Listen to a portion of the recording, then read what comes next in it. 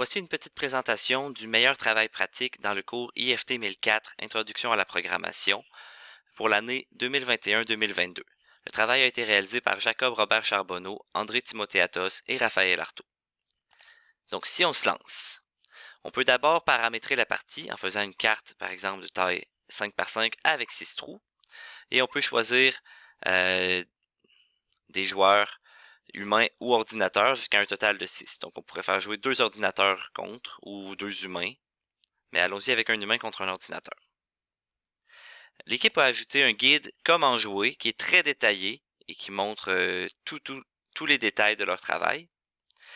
Également, ils ont ajouté une fenêtre de paramètres avancés où l'on peut activer ou désactiver le zoom récursif qui était demandé. On peut activer ou désactiver des attaques spéciales, on peut mettre des probabilités de victoire et même d'autres modes plus saugrenus. Donc, lançons-nous. On voit que l'équipe a mis en évidence les cases que l'humain peut sélectionner en les faisant clignoter. Par exemple, si je vais sur la case 4, je risque de gagner mon combat en attaquant la case 1 ici avec 99% de chance. C'est fait et ma jauge d'énergie a augmenté. Ça, c'est un ajout que l'équipe a fait.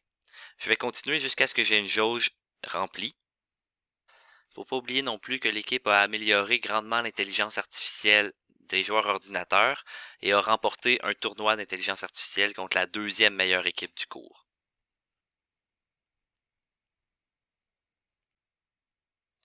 Maintenant, j'ai accès à des attaques spéciales. Par exemple, je peux faire passer le tour à un adversaire ou exploser une case. Par exemple, je veux que la case ici n'existe pas. Donc ça, c'est des ajouts que l'équipe a fait par elle-même.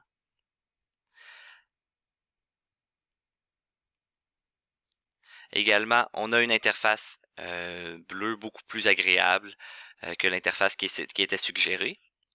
On a toujours une description des attaques spéciales qui est accessible. Puis, on peut mettre de la musique. Donc, avec une petite interface qui s'ouvre ici, on peut la démarrer. On peut même changer différentes musiques. Et voilà. Donc, c'est un très bon travail pratique à mon avis.